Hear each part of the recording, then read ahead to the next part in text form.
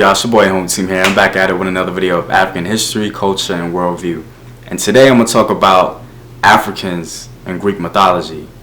Now in my last videos, I briefly discussed two popular Africans present in Greek mythology. But not only am I going to go more in depth on them, but I'm going to talk about other Africans that are present within Greek mythology. Now, the most popular and the most beloved of all the Africans in Greek mythology is hands down Memnon. Now, as you guys might recall, Memnon played a pivotal role in the Trojan epic. Now, Memnon was an Ethiopian king that came to the aid of Troy during the Trojan War. In fact, Priam, Hector's father, spends a significant amount of time wondering if Memnon is even going to show up. Now, the Trojans viewed Memnon as the savior of Troy, and he was thought to be just as skilled as Achilles in might and in strength. Homer himself takes time to mention Memnon, calling him the resplendent Memnon. Now that's a word.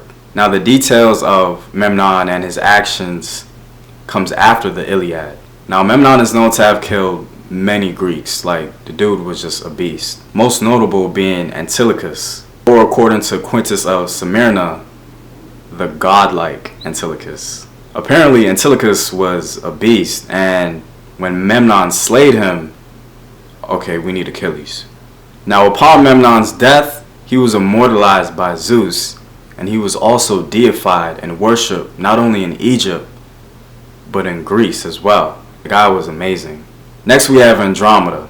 Now if you guys recall as well, Andromeda was an Ethiopian princess who was sacrificed by her father to appease Poseidon and the sea monster. Now Andromeda's mother Cassiopeia proclaimed that Andromeda was the most beautiful woman ever, more beautiful than the sea nymphs that we see accompanying Poseidon.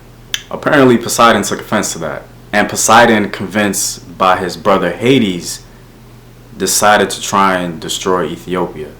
And in order to appease Poseidon and the sea monster, Cephas, Andromeda's father, decided to sacrifice her to Poseidon. Now early depictions of Andromeda portray her as this beautiful white princess. She was portrayed this way not only because Greeks saw things in darkness and in light, but also because Greek artists and writers wanted Greeks to be able to relate to the story. Later, the portrayal of Andromeda began to change, and it was also challenged by not only Greek scholars and writers and artists, but Romans as well. One Greek in particular named Sappho from the island of Lesbos, which is where we get the term lesbian from, because apparently she couldn't keep her hands or her eyes off other females. She described Andromeda as a beautiful black princess. And Ovid, a Roman writer, would frequently talk about Andromeda's blackness, calling her the black turtle dove, and charming Perseus with her native color. So the depiction of Andromeda began to change from white to black to reflect her African origin. So the Andromeda constellation we see in the sky, yeah, it's a black chick. Now another African present in Greek mythology, one of my personal favorites, is Thoats. Now we don't really know that much about Thoats. All we know is that he was either the companion or the cousin of Memnon. Apparently Thoats was beloved by Memnon, kind of like how Patroclus was beloved by Achilles. In fact, their stories parallel quite perfectly. Here's why. While Thoats and Memnon were fighting the Greeks and killing many enemies, Antilochus saw this and decided that he had to stop this. So Antilochus takes his spear and he throws it aimed at Memnon, and Memnon was just like, negative. So he dodged it. Now while the spear passed Memnon, it traveled all the way to Thoats and killed him. Memnon, filled with rage and sadness over the death of his beloved cousin or companion, leaped at Antilochus and slayed him on the spot. Next we have Eurybates. Now like Thoats, we don't really know that much about Eurybates, except the fact that he was the beloved herald of Odysseus. Now Odysseus praised Eurybates above all his companions, because according to him, Eurybates was of the same mind.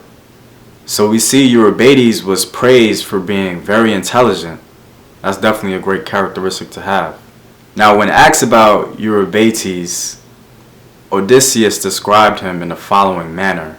He described him as being round-shouldered, with short woolly hair, and of sable hue. That is by far the most romantic description of black ever.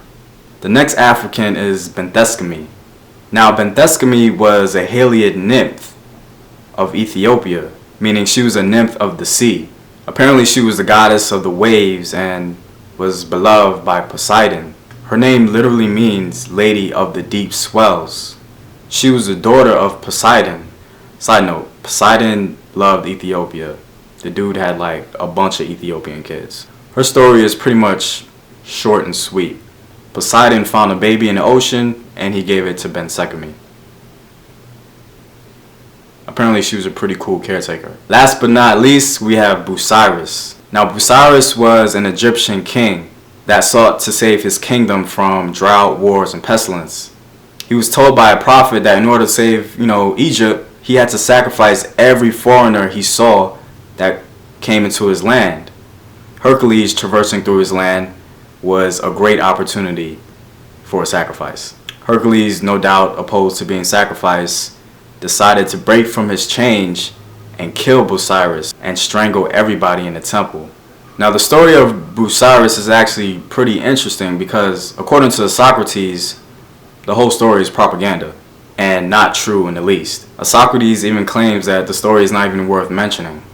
Nonetheless, the story became very popular in Greece and the scene was portrayed over and over again. It's also interesting how the Greeks portrayed the Egyptians with typical African features.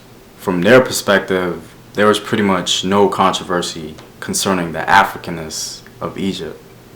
Before I end this video, I want to thank Geoffrey Klepeis on elance.com. I'm going to share a link with you guys. You guys need to check him out. He's an awesome artist. He illustrated Thoats, Eurybates, and Benthescami.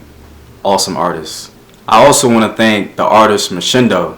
He's a great artist as well. I'll also send a link to you guys so you guys can check him out. But it's your boy Home Team, y'all. Know thyself. Remember your ancestors. Peace.